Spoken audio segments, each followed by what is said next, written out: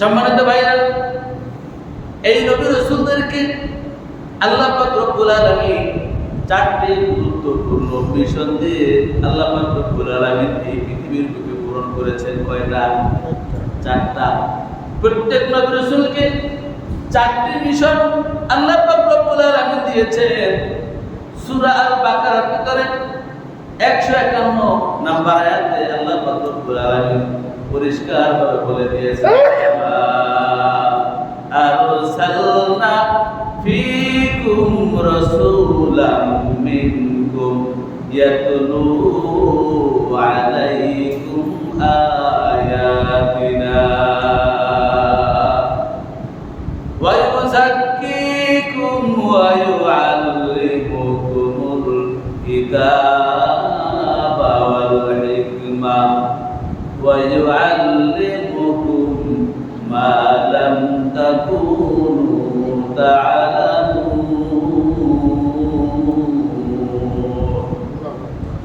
আল্লাহ পাক রব্বুল আলামিন পরিষ্কার করে বলে দিয়েছেন, কামা আরসালনা ফীকুম রাসূলাম মিনকুম। কামা আল্লাহ পাক বলেন, এমনি ভাবে আমি তোমাদের মধ্য হইতে আমার রাসূলকে আমি প্রেরণ করেছি। আমি আমার রাসূলকে তোমাদের মধ্য হইতে নিযুক্ত করেছি। আমি আসমান থেকে পাঠাই নাই যাতে করে তোমরা বলবা আসমানের ফেরেশতার দ্বারা কাজ করা সম্ভব, আমার দ্বারা সম্ভব না। যদি আসমানের ফেরেশতা আল্লাহ রাসূল পাঠাইতো তাহলে কি আমরা অজুহাত আছে না? এখন অজুহাত দেওয়ার একদল লোক আছে না, তারা বলতো কি যে আল্লাহর দ্বারা এটা সম্ভব, ফেরেশতাদের দ্বারা সম্ভব। তাদের কি সংসার জীবন লাগে না, খাওয়া লাগে না, দাওয়া লাগে না, তাদের দ্বারা সম্ভব। আমাদের সংসার জীবন আছে, আমাদের কি পেটে ক্ষুধা আছে, সংসার চালাইতে হয়, পেটে খাবার দিতে হয়, আমাদের দ্বারা কি সম্ভব? এজন্য আল্লাহ পাক রব্বুল আলামিন বলেন, কামা আরসালনা ফীকুম রাসূলাম মিনকুম। আমি তোমাদের মধ্য হইতে রাসূল প্রেরণ করেছি যাতে তোমরা এইরকম অভিযোগ আল্লাহ রাব্বুল আলামিনের দরবারে দিতে না পারো। রাসূলগণ তোমাদের মতন বাজার ঘাট করেছে, রাসূলগণ তোমাদের মধ্যে মায়ের উদরে পৃথিবীর বুকে এসেছে, রাসূলগণ তোমাদের মতন কাজকর্ম করেছে। তারা যদি পারে তোমরা কেন পারো নাই? অভিযোগ দেওয়ার সুযোগ আর কি থাকবে না। নবীজি না খেয়ে অনাহারে অর্ধাহারে আল্লাহ রাব্বুল আলামিনের ইবাদত বন্দেগি করে আপনাকে আমাকে শিখাইছেন। আমরা কেন পারবো না? আমাদেরও কি পারতে হবে? না হলে রাসূলের উম্মত দাবি করা এখন আমরা করতে পারবো না। এমন একটা সময় আসবে যে সময় কি কাজ হবে না। রাসূলের আরবি সাল্লাল্লাহু আলাইহি ওয়াসাল্লাম আপনাকে আমাকে চিনবেন, পরিচয় দিবেন। আমার ভাইয়ের জন্য রাসূলদেরকে আল্লাহ পাক রব্বুল আলামিন চারটি মিশন দিয়েছেন। এক নাম্বার মিশন হচ্ছে ইয়াতলু আলাইকুম আয়াতিনা। আল্লাহ পাক রব্বুল আলামিন বলেন, রাসূলগণ আমার আয়াতসমূহ মানুষদেরকে শোনাবেন। রাসূলগণ কি করতেন? আল্লাহ রাব্বুল আলামিন আয়াতগুলি মানুষকে শোনাইতেন। সব সময় কি তাদের মিশন ছিল, এক নাম্বার মিশন আল্লাহ আয়াতকে তাদেরকে শোনাইতেন। এমনকি রাসূল আরবি সাল্লাল্লাহু আলাইহি ওয়াসাল্লাম মানুষদেরকে শোনাইতেন এবং নিজেও সব সময় তেলাওয়াত করতেন। রাসূল আরবি সাল্লাল্লাহু আলাইহি ওয়াসাল্লাম দিনের বেলা আল্লাহ রাব্বুল আলামিনের পাঠানো আয়াত দিলে মানুষকে শোনাতেন, শুনিয়ে শুনিয়ে তাদেরকে দিনের জন্য আহ্বান করতেন, দিনের দাওয়াত দিতেন। আবার রাতের বেলা রাসূল আরবি সাল্লাল্লাহু আলাইহি ওয়াসাল্লাম আল্লাহর আয়াতগুলি তেলাওয়াত করে নামাজ আদায় করতেন। এমন ভাবে তেলাওয়াত করতেন, এমন ভাবে নামাজ পড়তেন, তেলাওয়াত করতে করতে রাসূল আরবি সাল্লাল্লাহু আলাইহি ওয়াসাল্লামের পা মোবারক খুলে যেত। তেলাওয়াত করতে করতে এত লম্বা তেলাওয়াত করতেন, পা মোবারক খুলে যেত। আব্দুল্লাহ ইবনে আব্বাস রাদিয়াল্লাহু তাআলা আনহু বলেন, একদিন রাসূল আরবি সাল্লাল্লাহু আলাইহি ওয়াসাল্লামের সাথে আমি রাতের বেলা তার নামাজে শরীক হলাম। নামাজে শরীক হয়ে দেখলাম রাসূল আরবি সাল্লাল্লাহু আলাইহি ওয়াসাল্লাম এমন লম্বা তেলাওয়াত করতেছেন, তেলাওয়াতের পর তেলাওয়াত করতেই আছেন। আমার মনে হলো রাসূল আরবি সাল্লাল্লাহু আলাইহি ওয়াসাল্লাম বুঝি তেলাওয়াত শেষ করবেন না, রাসূল আরবি সাল্লাল্লাহু আলাইহি ওয়াসাল্লাম যদি রুকুতে যাইবেন না। এমন ভাবে তেলাওয়াত করতেছেন মনে হচ্ছে যেন কি আর তেলাওয়াত থামাবেন না, তিনি আর রুকুতে যাবেন না।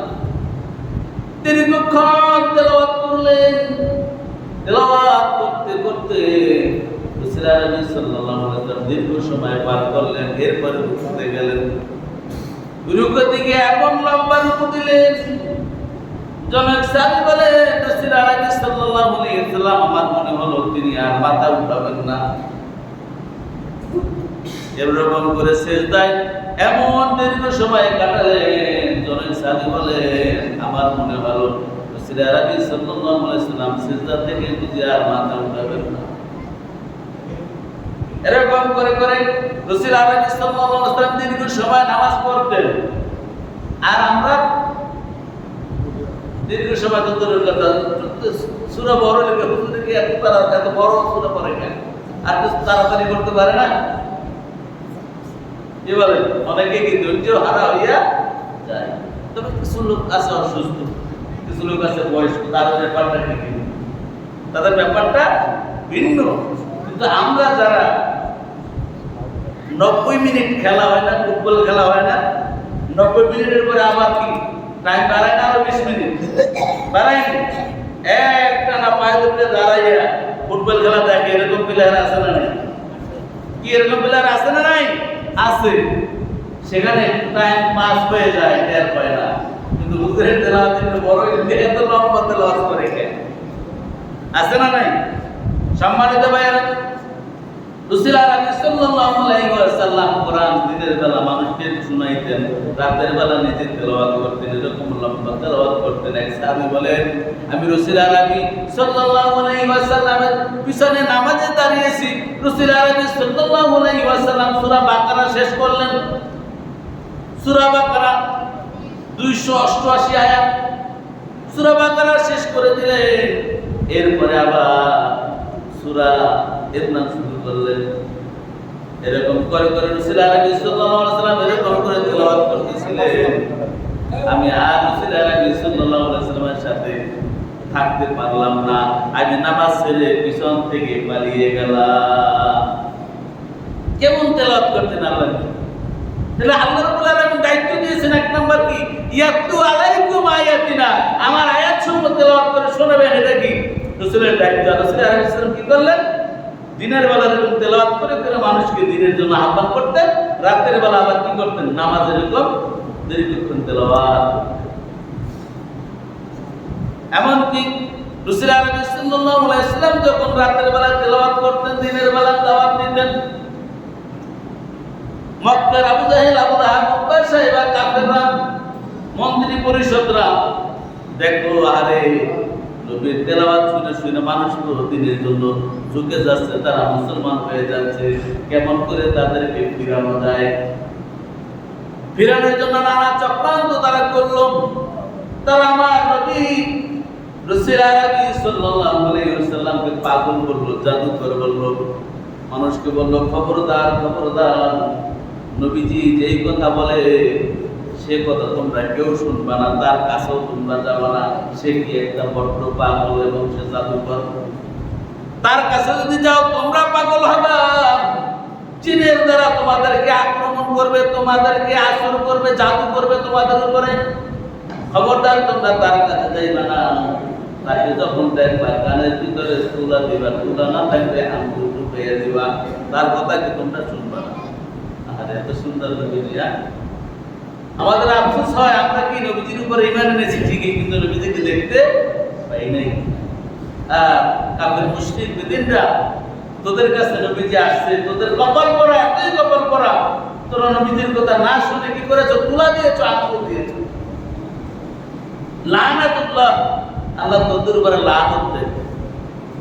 আমার ভাইরা, রাসূল আরবি সাল্লাল্লাহু আলাইহি ওয়াসাল্লামের তেলাওয়াত যাতে তারা শুনতে না পারে, এজন্য মন্ত্রী পরিষদ এরকম আইন পাস করলো, আইন জারি করলো। মানুষরা এভাবে তার কথা না শোনার জন্য এরকম করে কানে তুলা দিয়ে হাঁটতো। যখন দূর থেকে দেখতো রাসূল আরবি সাল্লাল্লাহু আলাইহি ওয়াসাল্লামকে, দেখার পরে তাদের ভিতরে একটা অনুশোচনা হলো, আরে এত সুন্দর মানুষ, এত সুন্দর বেশভূষা, এত সুন্দর তার চেহারা, চুলগুলো এত সুন্দর কুচকুচে কালো, সুন্দর করে আঁচড়ানো। পাগলের তো মাথার চুলের ঠিক থাকে না, দাড়ির ঠিক থাকে না, চেহারার মধ্যে সৌন্দর্য থাকে না, লাবণ্য থাকে না, কাপড়ের ভিতরে ভাষভূষা থাকে না, কিন্তু তার ভিতরে এত সুন্দর আদর্শ। এরকম পাগল তো আমরা কখনো দেখি নেই, এত সুন্দর পাগল কখনো তো আমরা দেখি নেই। এবার একটু ভালো করে দেখি পাগলটা কিরকম। পাগলটা দেখার জন্য কাছে আসতো, কাছে আসার পরে ভিতরে একটু সূচনা হয়ে গেল, আরে এত সুন্দর পাগল, দেখি পাগলে কি বলে। কান থেকে তারা তুলাটা সরাই নিল, যারা আঙ্গুল ঢুকিয়েছে আঙ্গুল সরাইলো, সরানোর পরে দেখতেছে আল্লাহ পাক রব্বুল আলামিনের কালাম তেলাওয়াত করতেছে। আরে এত মধুর তেলাওয়াত জীবনে কোনোদিন কান শুনে নাই, এমন সুন্দর মানুষ জীবনে কোনোদিন চোখ দেখে নাই, এমন সুন্দর আচরণ কোনোদিন অন্তর অনুভব করে নাই। ভিতর থেকে যেন কেমন যেন তার প্রতি মায়া উৎপন্ন হয়ে গেল, আরো তার কাছে চলে আসলো। তার কাছে চলে আসার কারণে কোরআনের যে পরশ পাথর, এই পরশ পাথর যখন তার হৃদয় স্পর্শ করলো, ভিতর থেকেই চলে আসলো, ইয়া রাসূলুল্লাহ, ইয়া হাবিবাল্লাহ, আপনাকে চিনতে পারি নাই, আপনার বিরুদ্ধে অনেক উচ্চাস শুনে আপনার থেকে দূরে থেকেছি নবী গো, এত সুন্দর কথা জীবনে কোনোদিন শুনি নাই। আপনি সেই আল্লাহকে আমার সাথে আমাদেরকে পরিচয় করিয়ে দেন, এবং আল্লাহ সেই কলেম আমাকে করিয়ে দেন, লা ইলাহা ইল্লাল্লাহু মুহাম্মাদুর রাসূলুল্লাহ সাল্লাল্লাহু আলাইহি ওয়াসাল্লাম। রাসূল আলাইহিস সালামের তেলাওয়াত শুনে তারা দলে দলে মুসলমান হয়ে গেল। শুধু তাই নয়, এরকম তারা কাফের মুশরিক বিদিনরা তাদেরকে ফিরানোর জন্য চেষ্টা করত, কিন্তু কোরআনের এত আকর্ষণ, রাতের বেলা ওই সমস্ত নেতৃবৃন্দ, ওই মন্ত্রীবর্গ, তারা রাতের বেলা রাসূল সাল্লাল্লাহু আলাইহি ওয়াসাল্লামের কোরআন তেলাওয়াত শুনতে ওই মদিনার চারপাশে, মসজিদে নববীর চারপাশে তারা দাঁড়িয়ে যেত। এমন একটা ঘটনা হলো, আবু জাহেল, আবু লাহাব, উতবা সাহেবা সবাই রাতের বেলা রাসূল সাল্লাল্লাহু আলাইহি ওয়াসাল্লাম নামাজে দাঁড়িয়ে কোরআন তেলাওয়াত করতেছেন। সাহাবা ওই কাফের মুশরিক বিদিনরা মসজিদে নববীর চারদিকে দাঁড়িয়ে গেছে, চারদিকে দাঁড়িয়ে দাঁড়িয়ে তারা কোরআন শুনে। কোরআন শুনতে শুনতে অনেক লোক রাসূল সাল্লাল্লাহু আলাইহি ওয়াসাল্লামের কাছে মুসলমান হয়ে যায়। আর কাফের মুশরিক বিদিন নেতৃস্থানীয় যারা ছিল, মন্ত্রীবর্গ যারা ছিল, তারা শুনে আর চুপ করে ভোর হওয়ার আগে বাড়িতে চলে যায়। চলে যাওয়ার পরে তারা চিন্তা করলো, আরে কোরআন তো আমাদের উপরে আচরণ করেছে, কোরআনের জাদু আমাদের উপরে প্রভাব ফেলছে, আমরাও তো রাতের বেলা না ঘুমিয়ে কোরআন শুনতে যাই, এখন কি করা যায়, কেমনি ফিরানো যায়। এবার আবু জাহেল আবু লাহাবকে বলে, কি ব্যাপার, তুমি রাতের বেলা মসজিদে নববীতে গিয়ে কোরআন শোনার ব্যাপার কি? আবু লাহাব বলে, মিয়া সাহেব, আপনি এত বড় কথা বললেন না, আপনাকেও তো দেখলাম আপনি সেখানে গিয়ে কোরআন শুনছেন, আমাকে কেন বলেন? আপনিও তো শুনছেন, আমারে কেন বলেন? আবু লাহাব, আবু জাহেল, উতবাকে বলে একথা। উতবা বলে, আপনিও তো গেলেন, আমাকে কেন বলেন? সাহেবা একই কথা, একই জবাব দেয়। এবার মন্ত্রী পরিষদ সবাই একসাথে বলে, খবরদার, আমাদের উপরে জিনে আসর করেছে, মুহাম্মাদের জাদু আমাদের উপরে আকৃষ্ট হয়ে গেছে, এবার আমরা আইন করব, কেউ আমরা সেখানে যাব না। প্রতিজ্ঞা করো সবাই। সবাই মিলে তারা প্রতিজ্ঞা করলো, না, আজকে থেকে কেউ রাতের বেলা সেখানে কোরআন শুনতে যাবে না। তারা প্রতিজ্ঞা করলো। প্রতিজ্ঞা করার পরে যার যার বাসায় গিয়ে পরের দিন রাতে ঘুমিয়ে পড়লো। কিন্তু যখন ঘুমাইছে চোখে আর ঘুম আসে না, কোরআনের যে মধুর সুর শোনার জন্য মনটা আনসান করতে লাগলো।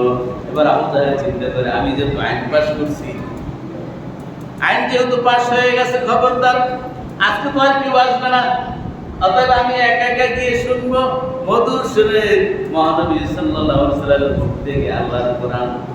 আবু জাহেল চিন্তা করলো কি, আমি যদি আইন পাস করছি ওরা তো কেউ আসবে না, তাহলে আমি গিয়ে কি করি, কোরআন শুনি, একা একা শুনি।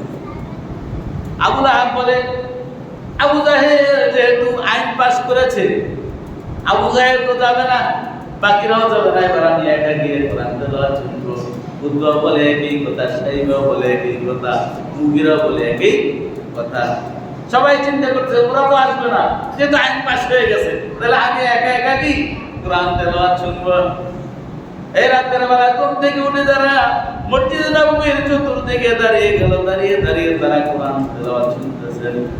এদিকে বেলাল রাদিয়াল্লাহু তাআলা মসজিদে ফজর আযান দিয়ে দিল, আসসালাতু খায়রুম মিনান নাওম।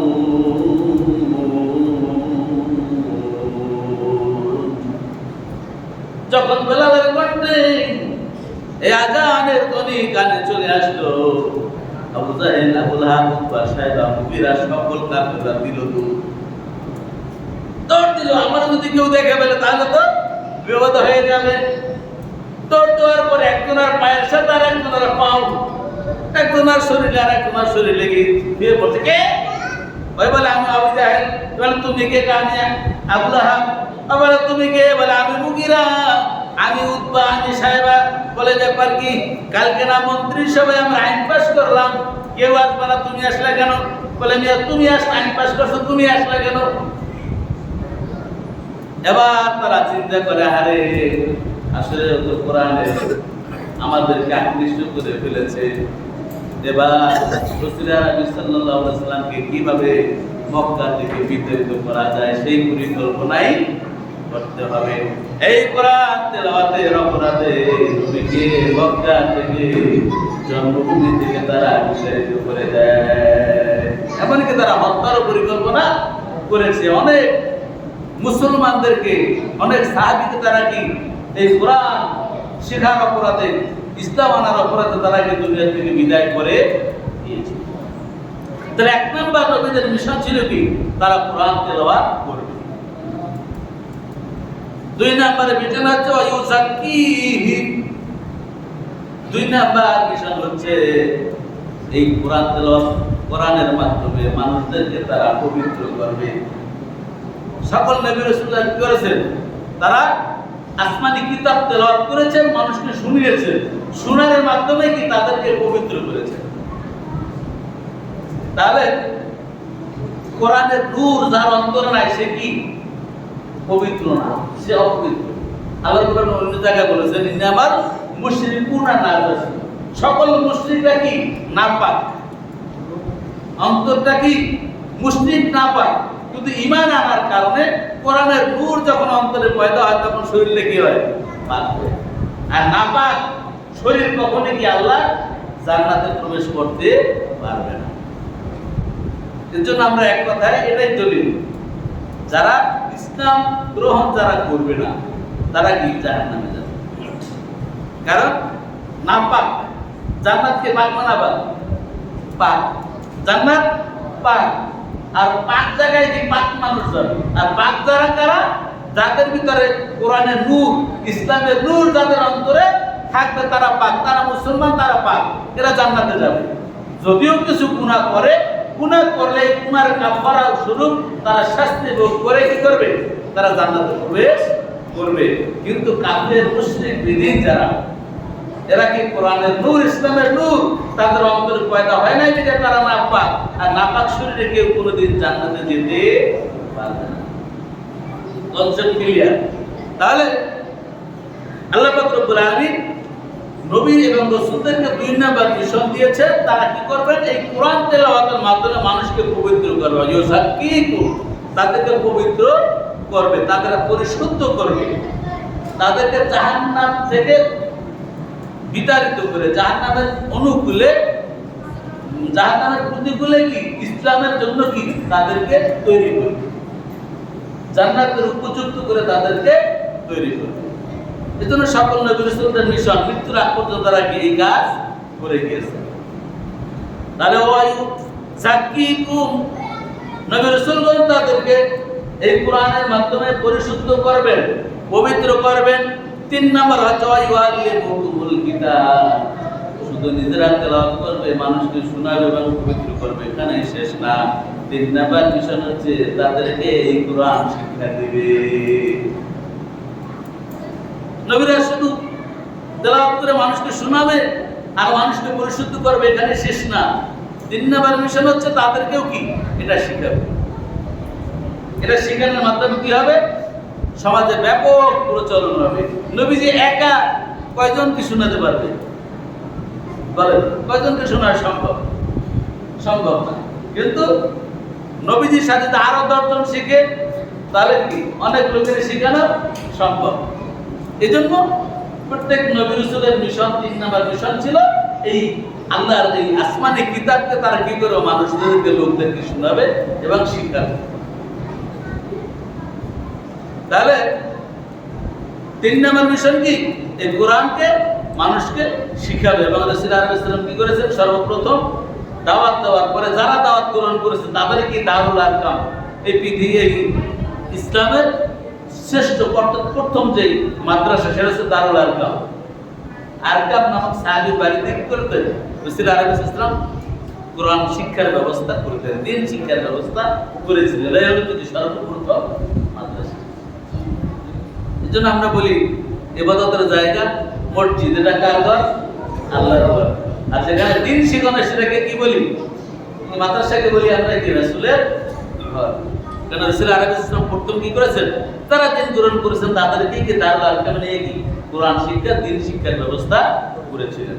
তাহলে এটা কি রাসূল সাল্লাল্লাহু আলাইহি ওয়াসাল্লামের 3 নাম্বার মিশন। আর 4 নাম্বার মিশন হচ্ছে ওয়াল হিকমা। কোরআন শিখাবে এবং তাদেরকে হিকমত শিখাবে, কৌশল শিখাবে, দিনের যে দিক নির্দেশনা এটা তাদেরকে প্রদান করবে, তাদেরকে হিকমত। এই জন্য আল্লাহ সুবহানাহু ওয়া তাআলা বলেছেন, উদউ ইলা সাবিলি রাব্বিকা বিল হিকমাতি ওয়াল মাউইজাতুল হাসানা। হে নবী, আপনি মানুষদেরকে আহ্বান করেন হিকমা, কৌশলে, উত্তম চরিত্রের মাধ্যমে কি করেন? মানুষকে কি দিনের জন্য আহ্বান করেন। তাহলে এই হিকমা শিক্ষা দেবে, এটা কি রাসূলদের 4 নাম্বার শিক্ষা। তাহলে এই রাসূল আলাইহিস সালামের যে 4টা মিশন, 4টা মিশন কি বাস্তবায়ন করেছেন না? বাস্তবায়ন করে এই দায়িত্ব কি আপনার উপর, আমার উপর, সকলের উপরে দিয়ে গেছে। বিদায় হজের ভাষণ যখন হয়, রাসূল আরবি সাল্লাল্লাহু আলাইহি ওয়াসাল্লামের ওফাতের আগের বছর রাসূল আরবি সাল্লাল্লাহু আলাইহি ওয়াসাল্লাম সেখানে সমবেত সকল সাহাবীদেরকে লক্ষ্য করে বলেন, ও আমার সাহাবীরা, আল্লাহ পাক রব্বুল আলামিন আমাকে যে দায়িত্ব দিয়েছেন, সেই দায়িত্ব কি আমি তোমাদের মাঝে পৌঁছাতে পারছি কিনা? সমস্ত সাহাবীরা সমস্যারে বলছে, হ্যাঁ অবশ্যই আপনার দায়িত্ব আপনি পালন করেছেন। রাসূল আরবি সাল্লাল্লাহু আলাইহি ওয়াসাল্লাম হাত উপরে উঠিয়ে আল্লাহ পাক রব্বুল আলামিনকে বলে, আল্লাহ আপনি সাক্ষী থাকুন, আপনি সাক্ষী থাকুন, আমার সাথীগণ, আমার সাহাবীরা সাক্ষী দিয়েছে আপনার দিনকে আমি পরিপূর্ণরূপে তাদের কাছে পৌঁছে দিয়েছি। এবার তিনি সাহাবীদেরকে লক্ষ্য করে বলে, ও আমার সাহাবীরা, হয়তোবা আগামী হজ্জের সময় আমি তোমাদের সামনে মিলিত নাও হতে পারি, নাও থাকতে পারি, কারণ আল্লাহ পাক রব্বুল আলামিন এর আলামত পাঠিয়ে দিয়েছেন। আল্লাহ পাক রব্বুল আলামিন বলেছেন, আল ইয়াউমা আকমালতু লাকুম দীনাকুম ওয়া আতমামতু আলাইকুম নি'মাতি ওয়া রাদিতু লাকুমুল ইসলাম দীনান। আল্লাহ পাক রব্বুল আলামিন বলেন, আমি দিনকে পরিপূর্ণ করে দিলাম, আজকে আমি দিনকে পরিপূর্ণ করলাম। আল ইয়াউমা আকমালতু লাকুম দীনাকুম ওয়া আতমামতু আলাইকুম নি'মাতি, আমার নিয়ামত রাজিকে আমি সমাপ্ত করে দিলাম। ইসলাম আর ইসলামকে, ইসলামের উপরে, দ্বীনের উপরে আমি কি হয়ে গেলাম? রাজি খুশি হয়ে গেলাম।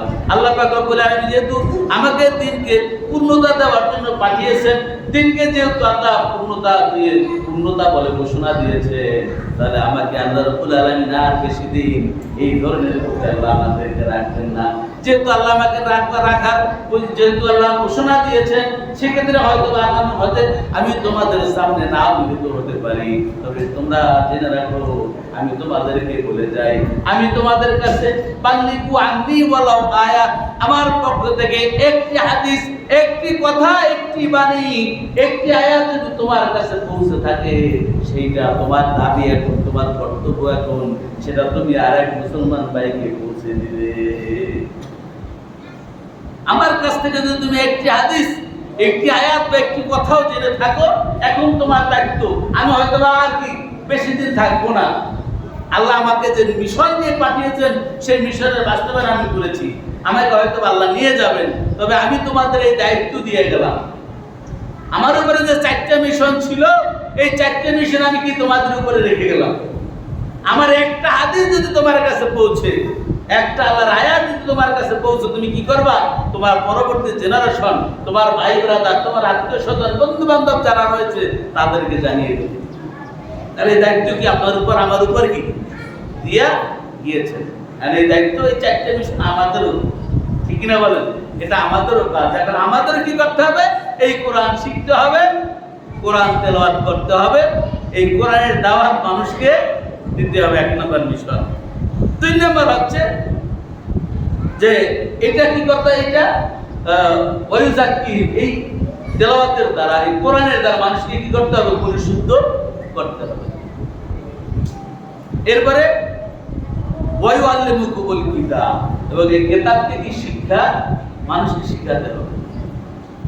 হাদিসে বলছে খায়রুকুম মান তাআল্লামাল কুরআনা ওয়া আল্লামা, তোমাদের মধ্যে ওই ব্যক্তি সবচেয়ে উত্তম যে ব্যক্তি নিজে শিখে অপরকে শিখায়। তাহলে আমরা সবাই উত্তম হতে চাই তো, কি বলেন? আমরা সবাই উত্তম হতে চাই। তাহলে কি আমাদের 3 নম্বর মিশন, নিজে শিখে কি করব? মানুষকে শিখাবো এবং তাদেরকে পরিশুদ্ধ করব। মাদ্রাসা 22 বছর, তার মানে ওয়ার্নিং চলে আসছে, আবার অনুষ্ঠান আছে সমাজে। আল্লাহ পাক রব্বুল আলামিন আমাদের এই 4টা মিশন নবী রাসূলকে দিয়েছেন। এই 4টা মিশন আপনার আমার সকলের, এই 4টা মিশন যেন আমরা কি বাস্তবায়ন করে দুনিয়ার শান্তি এবং আখিরাতের কামিয়াবি অর্জন করতে পারি। আল্লাহ আমাদের সেই তৌফিক দান করুন। ওয়া মা তাওফীক ইল্লা বিল্লাহ। আসসালামু আলাইকুম ওয়া রাহমাতুল্লাহি ওয়া বারাকাতুহু। যারা সুন্নাত প্রণয় বিচারে কাজ করবে তোমাদের